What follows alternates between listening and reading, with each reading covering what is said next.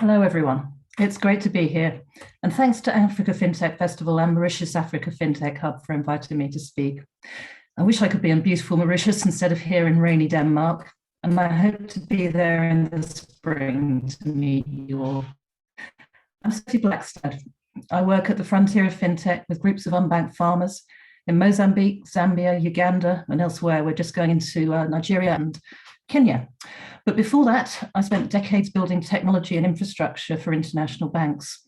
When I was at Citi, I had 54 countries in my portfolio, of which 13 were in Africa. And I saw firsthand how difficult it is for banks to reach customers in rural Africa. Then when blockchain came along, I saw the opportunity for alternative infrastructure to open up economic access in places where traditional financial infrastructure doesn't reach. I've also written a couple of books, including Fintech Revolution, Universal Inclusion in the New Financial Ecosystem, which is all about how fintech can help development and really focusing very much on Africa, although I talk about other places as well. And I advise the UN and central banks on sustainable uses of blockchain for development and other technologies. But today I'm going to be talking about how technology can help the people who have the least access to finance and infrastructure. So we all know that Africa is rich in natural resources and her people are some of the most enterprising in the world. I mean, I've been particularly impressed by the many entrepreneurial women I've met, building businesses despite a lack of education, access to electricity, and access to financial services. Sorry, I'm a real hand waver. Something I see everywhere is that there's no lack of talent, but there's a huge lack of opportunity. So when I was in banking, we were developing tools to bring finance to people without infrastructure, like the offline cash machine, which could sit in the middle of a field. It was wonderful, but these things didn't take off. But what we've all seen since that time is the rise of mobile money and other fintech tools to bring finance to everyone.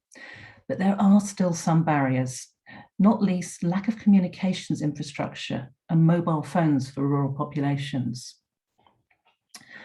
So what we've seen in Asia is a huge explosion in growth over the last generation. And that should be happening in Africa too. So even some of Asia's least industrialized countries have seen a revolution with economies like Indonesia growing 9 times. That revolution was fueled by centralized infrastructure and investment in services like healthcare and education.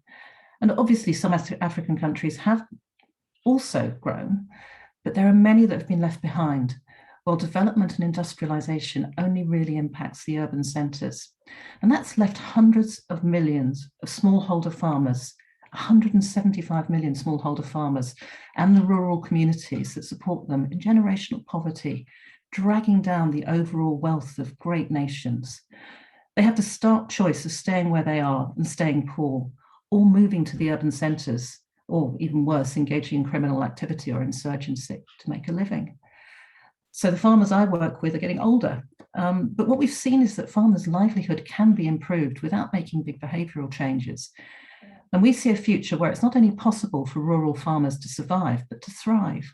And fintech is a key to driving that change. We all know that M-Pesa and other mobile money networks have revolutionized financial inclusion across large parts of Africa. African fintech is a global phenomenon and a massive success story which has changed millions of lives. But we've seen that there are still people left behind. Lowering the bar for access to digital finance is clearly beneficial for access to credit, but it has consequences. We've seen a rise in defaults, with 30% of digital loans in Kenya ending up being non-performing. And that's also given rise to some shocking collection practices, and I'm sure we've all heard about those as well. And while access to credit and digital finance has helped millions of people, especially women, to start businesses, we've also seen that a lack of market can lead to crowding out of established businesses. And we saw this with M-Pesa, that because there's simply too many players in an already saturated market. So one enterprising woman can get great credit to grow her business, but somebody else is going to suffer. So we identified market development as a really critical element to building wealth in communities. Most of Africa's population is engaged in the agricultural economy, And this sector presents huge opportunities for growth in both a literal and figurative sense. Africa is still a net importer of food, and 70% of arable land is unused, which is crazy when you consider how productive Africa's farms can be. The vast majority of Africa's 175 million farmers are smallholders, farming in traditional ways with limited access to decent inputs like seeds and fertilizers, which could help increase their productivity so much. And typically they're trapped in generational poverty because they can't afford the things they need to grow better crops or use more land. Studies show that with better inputs, farmers' income can increase up to 3 times, and the opportunity to grow land use is enormous. If you add that together, there's potential for Africa's productivity to increase 7-fold in the agricultural sector. Even a fraction of that improvement would lead to Africa not becoming not only food secure and self-sufficient, but becoming a net exporter and seeing huge growth in profitability. But that growth is dependent on efficiencies in supply chains and markets and credit, which are all inaccessible to most smallholder farmers. Last year, only 0.6% of smallholder farmers in Mozambique got access to credit at all. And that's because they don't have credit history or any collateral for lending. And lenders are notoriously wary of lending to farmers because of the risks involved.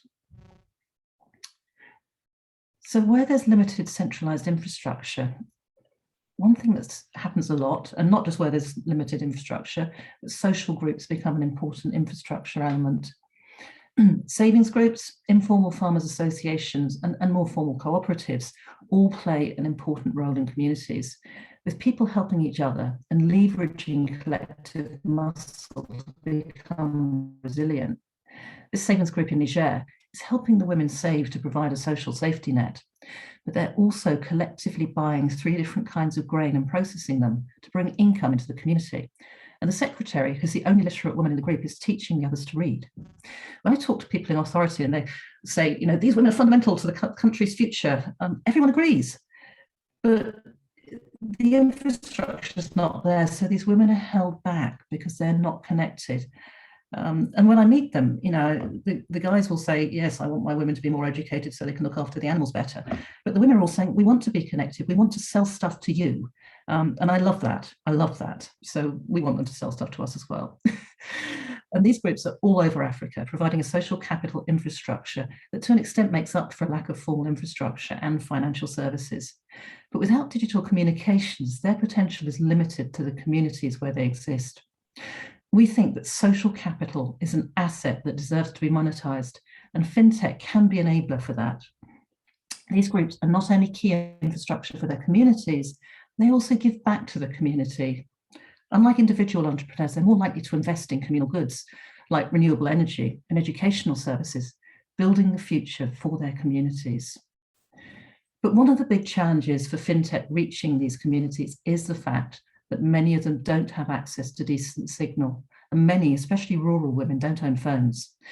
That means that even as a proliferation of services exist, many people are left behind.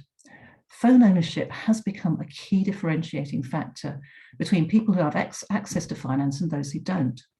And even for people who do have phones, the 700 million living on less than $2 a day can be excluded because of the high cost of some services, including mobile money, or simply because they're not able to provide the necessary ID. Big tech companies are increasingly starting to offer financial services over the internet. And one of my big concerns is that they lack the motivation to overcome the digital divide.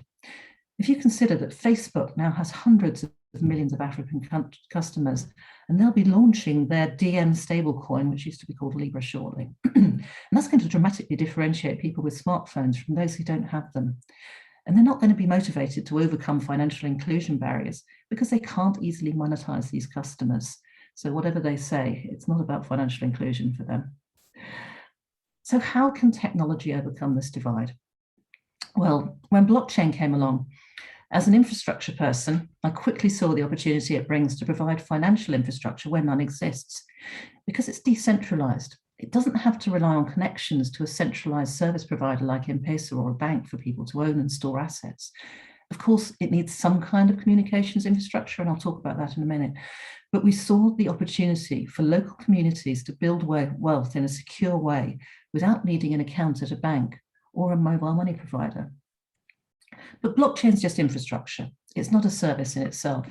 So it's really important to treat it like infrastructure. When I was building banks, I wouldn't have exposed my AS400 backend to a customer. And I see blockchain in exactly the same way. Many blockchain-based services are only accessible to educated and tech-savvy people because you need to know about public and private keys and understand crypto markets. But we're focusing on the utility of blockchain assets like stablecoins, which can be backed by and pegged to local currencies. That means there's no risk to the stability of local currencies or the money supply. And unlike a foreign denominated currency like a USDC coin, which could potentially accelerate the dollarization. And that's one of my main concerns about Facebook's DM, is the potential for dollarization of large parts of Africa, actually, as well as elsewhere. We're already seeing it happening in South Pacific. But one of the things I love about blockchain is the opportunity to move secure assets which represent real value without needing to translate them into money. Effectively, you could say it's digitizing the barter economy. In a closed loop system with merchants, governments, donors, and farmers, assets like fertilizer, seeds, or even tractors can be distributed and redeemed securely without the need for money to change hands until the voucher is automatically redeemed at the merchant, which can trigger a standard mobile money payment, for example. And that takes a lot of risk out of distributing inputs as well as cost. But you could also extend it to trade value chains. Because digital assets can be programmed to control who can own them or redeem them, it could reduce some of the trillions of dollars for fraud that's lost in trade finance every year, for example. But let's stick to farmers and their ecosystem for now.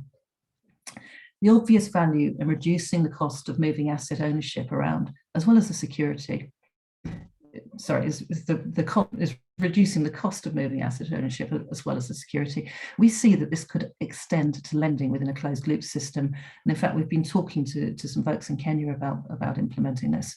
So for example, buyers could extend credit to farmers in vouchers that can be redeemed at certain merchants to help them get the things they need to grow better crops without needing to involve a financial intermediary at all. And of course, that takes a lot of cost out of transactions. Machine learning has also been used to help disadvantaged people get access to services they otherwise wouldn't be able to afford or access. I think some great examples are medical and veterinary advice and education. One of the things I love to see is where those services are learning from the experience of users, creating a sort of peer learning network. And that works with experts getting better at offering their services. So it's really the democratization of expertise, both from the ground up and from the top down. Another application I love is weather-based AI, which can support insurance for farmers with really localized adjustments. So for example, we're going to be able to help farmers respond to weather-based events like increased humidity and mildew risk with these kinds of tools. And obviously insurance can do the same thing. We've seen other applications that can predict good grazing for nomadic herders. That's in Ethiopia. That's a wonderful example based on learning about growth patterns. While machine learning has been used extensively in automated trading for global markets, it's also applicable to the complexities of agricultural trade. You think about how many different parameters there are, and it can make markets more efficient, even at a localized level, by reducing the reliance on middlemen and reducing the leakage of value that typically happens in crop value chains, with the farmer always suffering. But as I said, all of this clever technology is no use to farmers if it's delivered on a smartphone that needs education to understand. We've seen agricultural apps that need a customized device and a proprietary operating system to use, and almost all the apps that are out there need a smartphone or at least a feature phone, which excludes millions of people. So from our perspective, the most important element of any technical service is that it's architected to be both secure and accessible. Accessibility is the big challenge for people who can't read and don't own phones. So we're actually going back to the group thing. We're leveraging social structures like savings groups and cooperatives to ensure people can have an account without having to own a phone. It's also important not to create more problems than you solve. So as well as offering financial services, you need to create market access. And we're doing that with digital crop forecasting. We've seen in Mozambique that processors have had to shut down because of COVID interrupting supply chains. And we can't solve the physical challenges, but by making data available remotely, we can protect value chains and take the place of middlemen. The other advantage of digitization is that you can create records that can be trusted and transparent records. And this has vastly increased trust in cooperatives, which previously kept records on paper. And anyone familiar with the agricultural scene will know that trusting cooperatives is a big barrier to people leverage the benefits that they can offer. And also, it's important not to burn the planet. I know blockchain is a bit of a buzzword and everyone says, oh, aren't you burning the planet? But as the technology evolves, we're seeing a lot more greener, more efficient, less energy intensive blockchains, including the one we're on, a call out to Stellar, great blockchain, which manages cheap transactions without burning the planet. And I think is a step in the direction towards the future of distributed ledger, which we'll get to at some point. And all of these services are things that communities need. And it's also important to tailor them to the needs of the community. So one of the problems with banks that I've seen historically is that they try to shoehorn existing services into these communities. We're seeing more banks offering group lending, which is great, but I think fintechs can play an important role in really learning from the communities and helping them to get access to the things they need. Mobile money and stablecoin payments are both key to effective efficiency and security in financial services as a linchpin. But remote lending is also so important for these communities. Lenders can't afford to physically visit them and assess them because the unit economics aren't there. But with the right data and reliable learning systems, they can make credit decisions remotely and automatically, taking most of the cost out of their processes and reducing risk at the same time. The same applies to services like insurance and asset finance, obviously. Efficiencies offered by fintech bring down the cost of risk assessment, so the services can now be accessible to these communities. When designing these systems, we also need to bear in mind the risk to people's data, especially for vulnerable people who may not fully understand the implications. Protecting personal information is absolutely critical, and GDPR is a great tool for guidance on how to do this. One of the key things that I say is don't put personal data on the blockchain. But there's more to it than that, because obviously the risk of blockchain is that you've now got financial infrastructure which anyone can access. Unlike SWIFT, the international payments network, which you need to be a licensed institution to access, anyone can build stuff on blockchain. And that means we've got some clever people building clever technology, but not necessarily understanding the personal data and the risk of exposing vulnerable people to danger. So that really needs to be built in. And Hive Online is really just one example of how to do this. We're currently working in Mozambique, Zambia, and Uganda with communities of smallholder farmers, and we've recorded 3 harvests in Mozambique. We're in the cashew season right now. So we've helped the cooperatives do a load of things, but formalizing identity and building digital histories has been really important for people without access to phones, so they can get formal credit as groups or as individuals. Farmers are rewarded for meeting their forecasts, so they're incentivized to deliver to the co-op, and that means they get more upside than selling it to middlemen at the farm gate. It also means buyers can keep their mills running and be confident that the produce will be there on time. About to help governments and NGOs alike to distribute inputs securely, knowing that they can't be gained or appropriated like paper vouchers, and merchants can be reimbursed automatically. They can also be used as a line of credit, and we see this asset as a huge opportunity to make value chains more efficient. But it's not just about us. There are hundreds of fintechs bringing accessible services to communities that wouldn't otherwise have access to them. So yeah, call out to Brustorn, Hello World, Bluetown, Bex360, BankU, loads of them. But if you'd like to learn more, please have a look at our website. We've got a load of research on there. Anyway, it's been great talking to you today. Thanks very much for the time. I appreciate your attention. Go out there and fintech.